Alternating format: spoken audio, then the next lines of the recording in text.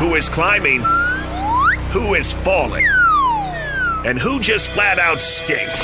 Some of y'all football sucks. This is the Big 12 Power Poll with Jake and Ben on 97.5, the KSL Sports Zone.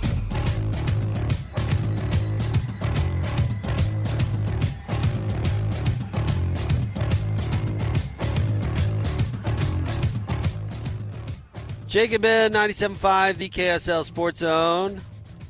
Join Hanson, Scotty G coming up tomorrow for the Cougar Preview Show, brought to you by Beehive Meals. Ben, today we're live at Belliston Jewelry, 1155 36th Street here in Ogden, but really just on the corner of 36th and Harrison. Shout out to Ethan, who stopped by during the break. If you bring a 1-year-old by the show, the 1-year-old gets a shout out. Absolutely. Ethan. All the listeners. So we've had several listeners already pop in, grab themselves a Weber State ring. It's been very cool. Yeah. Find out what size you are. Yeah. Get hooked up. Awesome. We hung out with a grad from the class of 89. When it was Weber College. Yeah, during Weber State the break. College. So awesome stuff. Drop by and see us. Right now it is time for the Big 12 Power Poll, where we rank all 39 teams in the Big 12 from bottom to top. But before we get into it, well, let's start. Yeah, go ahead, Christian. Where are we starting? Number 16, Oklahoma State.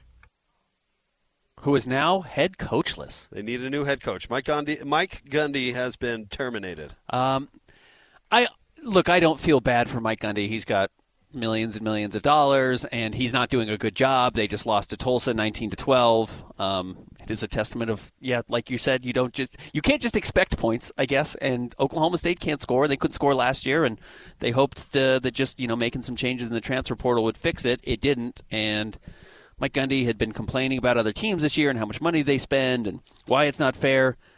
It is still weird to me, though. There is still a part of me that's just like, man, you fired Mike Gundy? Like he's their Kyle Whittingham. He had been there as long as Whit had. He had had similar success. He had taken them to some new highs, and time just ran out. This happens to all coaches who stay it's crazy. Where they're at for a long time. Eventually, the shine comes off. It just does. And with Mike Gundy, I think he is an example of somebody who did not adapt well to the modern college football. I agree with you. His act just I don't think plays well in the modern day of you can go anywhere and don't have to put up with stuff. You said something off the air, which I think is very astute, which is there are a lot of happy people in that building today. Oh, absolutely. There's people like staffers and stuff who were just celebrating because there's no way that dude wasn't impossible to work for. I'm sure everybody was walking on eggshells all the time for 20 straight years. And to credit Whit, that's not been the case at all. And Whit has that we know adapted to modern football, and we'll see if he's able to get back to the success he had in the Pac-12, in the Big 12, as long as he stays. But he has adapted better than Mike Gundy. Than Mike Gundy did. Yeah, I would say that. So a major move. I mean, that's a huge story. Mike Gundy was a staple in college football. Not unlike Bruce Pearl, who quit yesterday. You mean the next senator of Alabama? Apparently he's not going to do it. But you know what? I wouldn't rule out a political run for Mike Gundy either at some point. Anyways, Oklahoma State this weekend will be taking on Baylor. So I think they're going to fall to 1-3. What's next? Number 15, Kansas State. They're coming off a bye. They are also 1-3. They have had maybe the worst start other than Clemson in college football among teams that were probably expected to be able to make some noise. Both of those teams are 1-3. They're taking on Central Florida. Central Florida is undefeated. This is a sneaky good game. Maybe. I mean, I don't expect these teams to compete for the Big 12 title, but I think this is a game where Kansas State really could fall to Central Florida, and the wheels would be fully off if they're not already. Kansas State, do you think they could have a chance to be last year's Kansas, where they were stinky out of the gate and then pulled it together to ruin everybody's conference run late? 100%. Be interesting. Yep. All right, what's next? Number 14, Colorado. 2-2. They beat Wyoming 37-20. They needed to stop the bleeding, and they did. But I think BYU is going to inflict some pain on them. Yeah, don't have much of a defense apparently. And when you don't have Travis Hunter and Shedeur Sanders to keep up on the scoreboard, it might be a long season for Neon Deion. I think BYU is gaining momentum. I think they're getting better and better and better because Bear Bachmeier's getting more experienced, and I think Colorado is going to be their latest victim. Who's next? Number 13, Cincinnati. 1-2 straight. They're coming off a bye, though, and then they go on the road at Kansas, who This should be a tough game. I agree. Kansas had a disappointing loss where they lose to Missouri a couple of weeks ago. That's not unforgivable, but I think Kansas is probably okay, and I expect them to be better than Cincinnati. Next. Number 12, West Virginia. This was bizarre. I wish I could have ranked them lower. I had them at what did I have them at? 12 too. And I wish I was unimpressed with West Virginia. To beat Pitt looked like, okay, maybe Rich Rod knows what he's doing. I think we sang his praises a little bit, maybe a little bit too much last week. Again, we did the power poll on Thursday because I was gone for the first couple of days of the week. For them to come back and respond with an absolute stinker, a total no-show, 41-10 and a loss to Kansas, it's the type of inconsistency that doesn't really give you a lot of confidence that they're going to be able to put it together, at least not in year one under Rich Rodriguez, this is, I guess, is a little bit of a dangerous game for Utah. Utah's going into a bye week after this. You hope you don't overlook it for the bye week, especially if you have an injured quarterback with a bad ankle and Devin Dampier. You hope you don't say, well, we're double-digit favorites over West Virginia. I think it's like 15 points, 16 points. It's a big spread. You hope if you're a Utah fan you don't overlook it, but it could be dangerous if they get up for the game. Witt wasn't always entirely successful against old Rich Rod. No, he was not. But I don't think I don't think Rich Rod has a great team. They changed over 70 players. I mean, the win over Pitt, I guess, I think you're right, was a little fool's gold. And Pitt, like I said, I wish I could have ranked them lower. All right, what's next? Number 11, Baylor. Also a little all over the map so far early this season. And you know what? To your credit, which I hate to give, you had said, that win over SMU might not mean anything. And you know what we're learning? That win over SMU might not mean anything. That's kind of their signature win that they have so far this season. But they did just lose at home to Arizona State 27-24. They did not look particularly good. They needed to get a stop late. They couldn't do it and get off the field or hold Arizona State to stop them from being able to put themselves in field goal position. So that's not great, but it's a great remedy. Go play Oklahoma State. That'll make everyone feel better. Get right game. It's a good week. Good get right game for old Baylor. But this is disappointing. 2-2 is a disappointing start for Baylor. Next. Number 10, Central Florida. The biggest surprise so far in the Big 12? Not that they've beaten anybody. Yeah, I don't know how good Central Florida is. They were better than the adult novelty eras. By a lot. Yeah. 25 points. So I'll take that. 34-9 is a good win. That's a win you can probably kind of build off of a little bit. Again, not that North Carolina is any good. They are not. They are a terrible, terrible team. But it should put a little confidence in your roster that, hey, the coach knows what he's doing. We're going to listen to what he's actually saying next week. So we'll see if Central Florida can continue to build on it. Again, sneaky good game against Kansas State. If Central Florida wins this, they should be thinking bowl game for sure this season, which was a stretch from where they were last year. Do you think that Bill Belichick sneakily, to use your word, enjoys public humiliation? I think maybe he actually likes it. I mean, why else would you release those yoga pictures on the beach? Remember those? I do. I can see that. His little thing is actually, yes, I know I'm the greatest football coach of all time, but I want you to see this side of me. But I actually Remember the one he's holding a fishing pole and she's in a mermaid costume? Yeah. I think maybe he might like it. Why else would you make out with her in the tunnel before the game? I guess they did technically make out, but shared a tender moment. Maybe he just likes it. He's got a bad team. What's next? Number 9, Kansas. 3-1, hammered West Virginia 41-10 to get the wheels back on the track. I think they're going to beat Cincinnati this weekend. Again, you and I are not super impressed by Cincinnati, but they are 2-1. We'll see. Kansas is going to be probably more. I think Kansas is more of a spoiler this year than a true, Oh, I don't know. I think threat to win the Big 12. You're usually the Jayhawk guy. I think they could win the league because there's just not. Too many times. There's just not a team that who couldn't Kansas beat? They could beat any team in the league. I'll have to look at their schedule too and see who they actually get to play. It's the weird part about this Big 12 is half the league could win it. Let's see, Kansas. At least this last couple of years. The rest of the year, Central Florida, Texas Tech, Kansas State, Oklahoma State, Arizona, Iowa State, Utah. The fact that you catch Texas Tech, Arizona, Iowa, they're just gonna lose some of those games. I would guess so too, but none of those games are unwinnable. No, you're right, and this has got to be wrong. I think I've got too many home games for them looking at their schedule. But, yeah, we'll see which one of those games are home. That'll be the big deal. Next. Number 8, Houston. Willie Fritz, undefeated. Good for them. And they're going to go play at Oregon State this weekend. Oregon State is probably They should roll the next to Beavs. Portland State, the worst team in college football. And I know Oregon State's playing at a different level. But Oregon State's winless. They can't score the ball in the slightest. So, yeah, I expect Willie Houston Fritz. to crush them, move to 4-0. 4-0, Yeah, our that's guy. great. No, that's really good. They found a little bit of an offense. Look out for Houston. I think Houston could win the league. Again, not putting that as likely, but it is certainly possible. I'm firmly putting them in the spoiler category. But that's a fun role to be in. Next. Big drop here for number 7, Utah. They were at number 2 last week. They didn't look good against Texas Tech. You score 10 points at home and really are unable to move the ball other than a late drive in the first half, which resulted in a field goal that they initially missed and required a roughing the kicker to move up 15 yards to make it a much easier field goal. Special teams becoming a little bit of a question mark for Utah. And then, the late drive in the fourth quarter, which, it counts. It cut the game to 3 points, but you just did not see any consistency from that team. Utah didn't look good.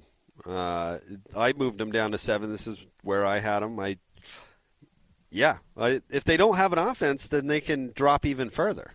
That's the hard part. If they find an offense, Utah's one of the best teams in the league. Yeah, because the defense, I think, is really good. But they couldn't move the football for basically all 4 quarters against Texas Tech. They really couldn't move it for all but one drive. Yeah. You're not going to win a whole lot of games if you can't move the ball at all. And I'm a believer in Texas Tech, so I didn't want to punish Utah, but terribly far. But I think we all had them at 7 other than Christian. I mean, you and I both are in agreement. I think that's right where about they are. Maybe the top half of the middle class of the Big 12 through 4 weeks. Next. Number 6, Arizona. 3-0, coming off a bye. Fun game this weekend on the road at Iowa State. Maybe the best game in the Big 12. Yeah, Arizona has a chance to be a decent team. Yeah, they do. Make last year look like a blip as opposed to back to business as usual for the Wildcats. Well, certainly as we question, who's a pretender, who's a contender, Arizona goes on the road and wins at Iowa State, absolutely contender status, and maybe the front runner with Texas Tech to be that favorite. Next. Number 5, Arizona State. 3-1. I probably should have had Arizona State behind Arizona. Yeah, they were kind of interchangeable. I thought about that too. I had Arizona State above them for now. I mean, their loss isn't a horrific loss, Mississippi State. It's not a great one. It's not a great one. And Arizona State hasn't lost. Arizona has not lost. But they haven't had a game I don't think as difficult as Mississippi State. Agreed. They didn't go on the road and play them. Right. No. So we'll see this weekend. They take on TCU again, another pretty good game. Next. Number 4, TCU. Yeah, speaking of TCU, a bunch of these teams probably pretty interchangeable in this. I don't know if we're in the first tier, but this kind of, tier of teams we're trying to figure out exactly how serious they are about competing. Yeah, and TCU can score. It's how bad is their defense and how much can they score, and that's how TCU is going to win or lose. And so far, they've scored a bunch of points. So we liked Baylor's win over SMU. TCU just beat them 35-24, beat them by even more. So we'll see. Maybe SMU is just not particularly good, but it's a nice win to have. And again, TCU on the road at Arizona State, great game. Next. Number 3, BYU. Look good against East Carolina. Defense looks awesome. Yeah, defense is one of the best in the country. It's a similar story to Utah. Can they move the ball enough, score enough points to win games? And so far, it looks like, we'll see if that continues into league play. I don't expect it to stop against Colorado.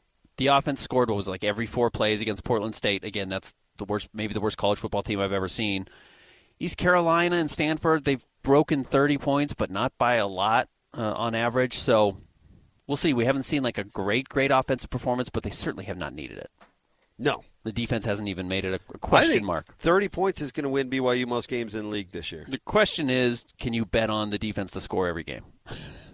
I don't think so. No, but you can't. Can you bet on the offense to get to 30 most nights? I don't know. I don't know either. Yeah, it's a big question. All right, next. They're at Colorado this weekend.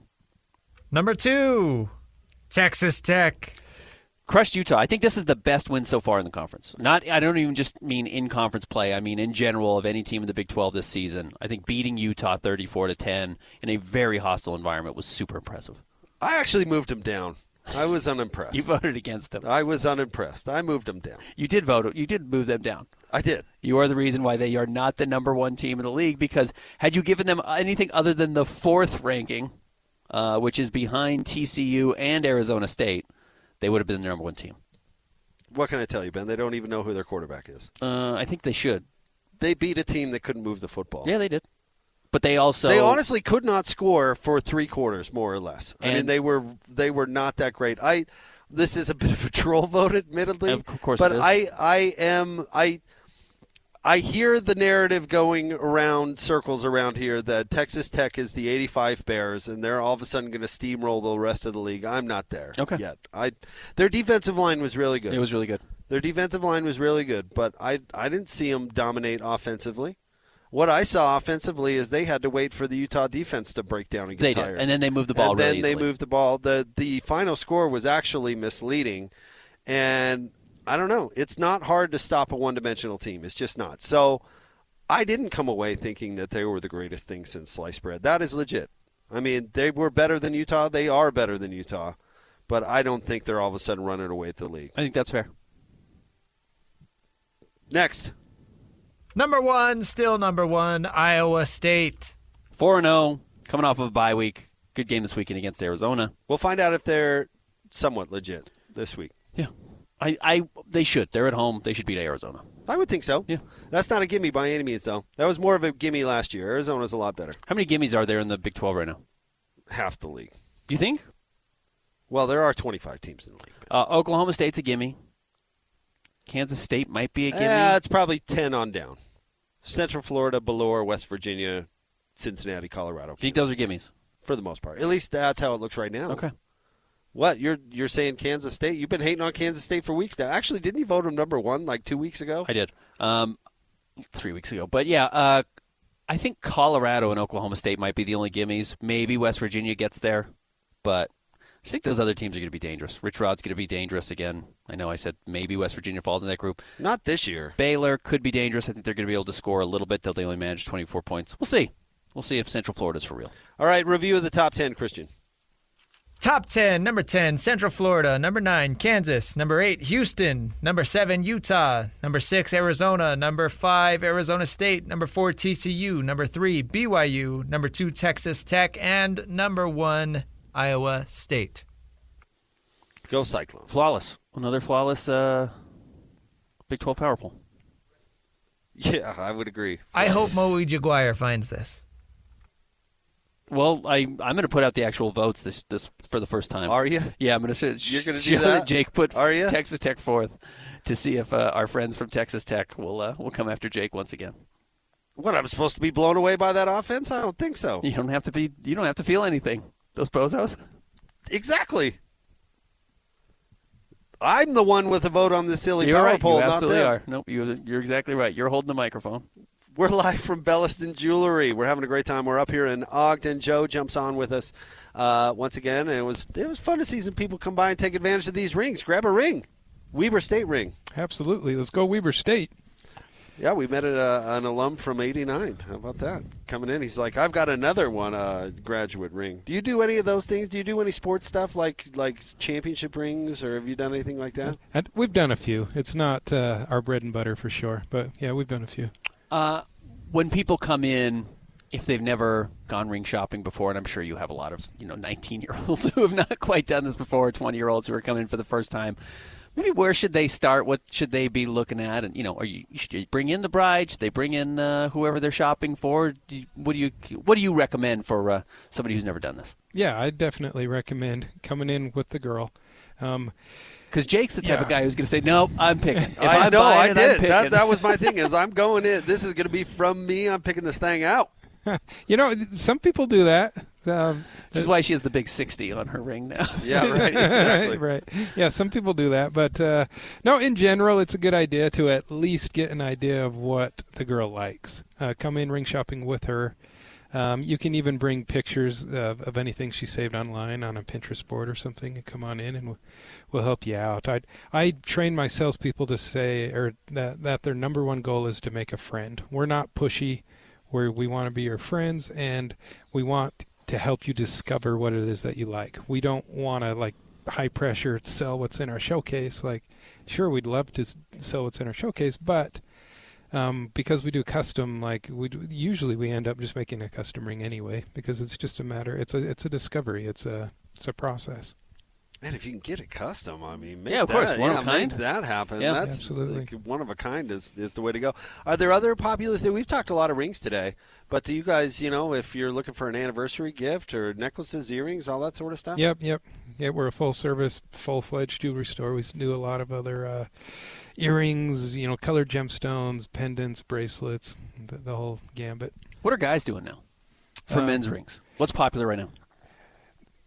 For a long time, it's been the alternative metal, Mm-hmm. your tungsten, and there's several others. But we're starting to see guys go back to like a simple classic yellow gold ring, like what I'm wearing right now.